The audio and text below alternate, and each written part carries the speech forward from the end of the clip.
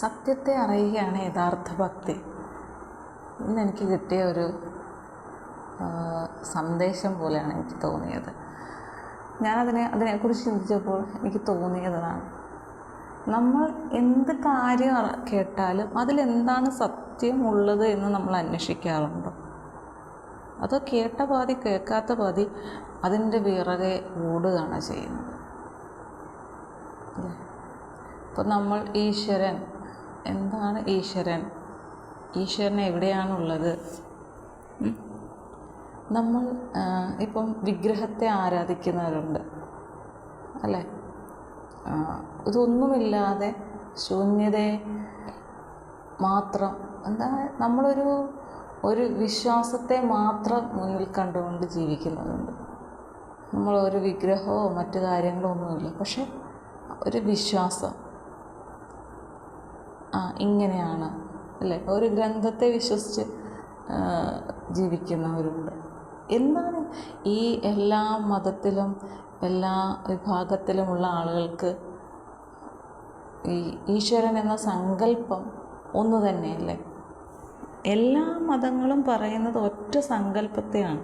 പറഞ്ഞു വരുമ്പോൾ അവർ ഓരോ രീതിയിലും പറഞ്ഞാൽ എവിടെ ചെല്ലുന്നാണ് എല്ലാം അവസാനിക്കുന്നത്? ഒറ്റ ഒരു കാര്യത്തിൽ തന്നെയാണ്, സത്യം അല്ലേ? സത്യമാണ് ഈശ്വരൻ എന്നുള്ളതിൽ നിന്ന് തന്നെയാണ് എല്ലാ മതവും പറയുന്ന ഒറ്റ കാര്യമാണ്.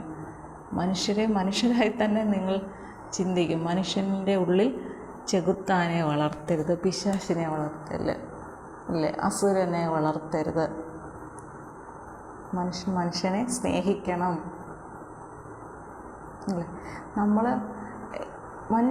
മനുഷ്യരെ സ്നേഹിക്കാറുണ്ടോ യഥാർത്ഥത്തിൽ എന്ന് ചോദിച്ചു കഴിഞ്ഞാൽ സ്നേഹമെന്ന് പറയുന്നത് പലപ്പോഴും എന്തൊക്കെയോ നേട്ടങ്ങൾ അല്ലെങ്കിൽ എന്തൊക്കെയോ പ്രതീക്ഷകൾ ഉള്ളിൽ ഉണ്ടാക്കിക്കൊണ്ട് കാണിക്കുന്ന ഒന്നല്ലേ? എൻ്റെ ഉള്ളിൽ ഞാൻ എന്തോ പ്രതീക്ഷിച്ചുകൊണ്ടായിരിക്കാം മറ്റൊരാളെ സ്നേഹിക്കുന്നത്, അല്ലെങ്കിൽ എന്തെങ്കിലും ആഗ്രഹിച്ചുകൊണ്ടായിരിക്കാം മറ്റൊരാളെ സ്നേഹിക്കുന്നത്. അത് എവിടെ നിന്ന് തുടങ്ങുന്നു? ആ ഒരു സങ്കല്പം എവിടെ നിന്ന് തുടങ്ങുന്നു? ഒരു കുഞ്ഞ് ജനിക്കുമ്പോൾ മുതൽ അങ്ങനെ തുടങ്ങുകയാണ് അല്ലേ? കുഞ്ഞിനെ വളർത്തുന്നത് എന്തുകൊണ്ടാണ്? കുഞ്ഞിനെ പഠിപ്പിക്കുന്നത് എന്തുകൊണ്ടാണ്? അവൾക്കൊരു വിവാഹം അല്ലെങ്കിൽ അവനൊരു വിവാഹം കഴിപ്പിക്കുന്നത് എന്തുകൊണ്ടാണ് അല്ലേ? നമ്മൾ ഇതിനെല്ലാത്തിനും ഓരോരോ കാര്യങ്ങൾ പറയുന്നുണ്ട്. ഇതിനപ്പുറത്തേക്ക് ഒന്നും പ്രതീക്ഷിക്കാതെയുള്ള ഒരു സ്നേഹം എവിടെയാണുള്ളത്? അത് തോന്നണമെങ്കിൽ നമ്മളുമായിട്ട് ഒരു ബന്ധവുമില്ലാത്ത ഒരാളോട് നമുക്ക് ഒരു നല്ല കാര്യം ചെയ്യാൻ തോന്നണം. നമുക്കൊരു ബന്ധവുമില്ലാത്ത ഒരാൾക്ക് വേണ്ടി എന്തെങ്കിലും ഒന്ന് ചെയ്യാൻ കഴിയുന്നുണ്ടെങ്കിൽ, അല്ലെങ്കിൽ നമ്മുടെ ആരുമല്ലാത്ത ഒരാളുടെ വേദന കാണാൻ നമുക്ക് കഴിയുന്നുണ്ടെങ്കിൽ, അയാളുടെ പ്രശ്നങ്ങൾ നമ്മളുടെ കൂടെ പ്രശ്നമാണെന്ന് തോന്നുന്നുണ്ടെങ്കിൽ അല്ലേ?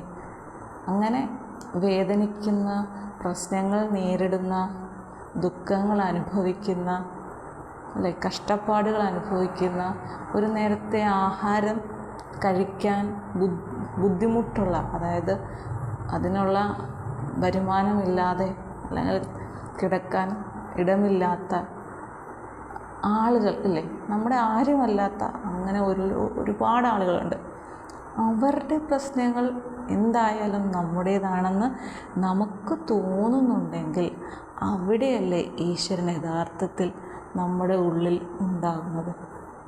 നമ്മുടെ ഉള്ളിൽ ഈശ്വരൻ ഉണ്ടെങ്കിലേ നമുക്ക് ആ ഒരു തോന്നലുണ്ടാവുള്ളൂ.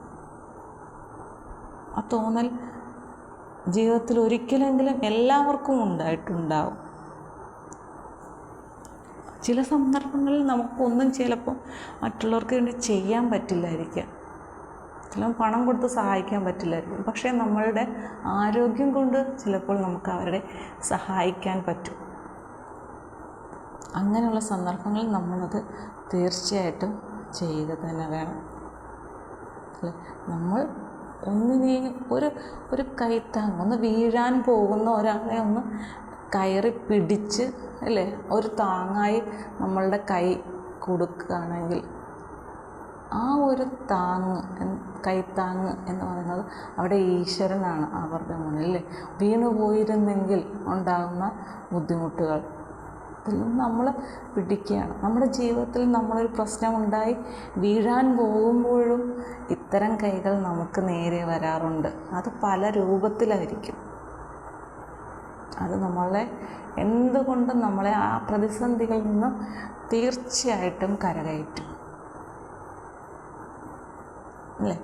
അപ്പം എന്നും നമ്മൾ ഓർക്കുക, നമ്മൾ ചെയ്യുന്ന ഒരു ചെറിയ കാര്യം മറ്റുള്ളവർക്ക് എവിടെയെങ്കിലും പ്രയോജനം ചെയ്യുന്നുണ്ടോ എന്ന് നമ്മൾ ചിന്തിക്കുക. ഇതിൽ മറ്റ് ഒന്നുമല്ല. ഇപ്പം നമ്മൾക്ക് പൈസ ഉണ്ടെങ്കിൽ വലിയ ആർഭാടമായി ജീവിക്കാം, അല്ലേ. അവിടെ ആരുണ്ട്? ആ ആർഭാടത്തിൽ പങ്കുചേരാൻ ഈ ബുദ്ധിമുട്ടുള്ള ആളുകൾ ആരും ഉണ്ടാവില്ല. എല്ലാവർക്കും ഒരുപാട് എല്ലാ വിധത്തിലും ലക്ഷറി ലൈഫ് ആയിട്ട് മുന്നോട്ട് പോകുന്ന ആളുകളായിരിക്കും അത്തരത്തിലുള്ള ഒരു ആർഭാടത്തിൽ പങ്കുചേരാൻ വരുന്നത്.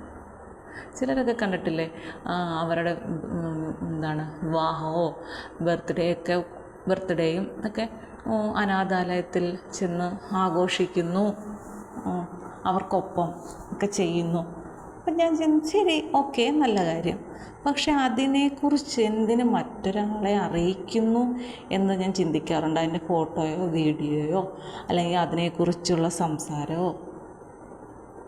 അപ്പോൾ അവിടെ യഥാർത്ഥത്തിൽ എന്താണ് നടക്കുന്നത്? അങ്ങനെ മറ്റൊരാൾ അറിയുമ്പോൾ,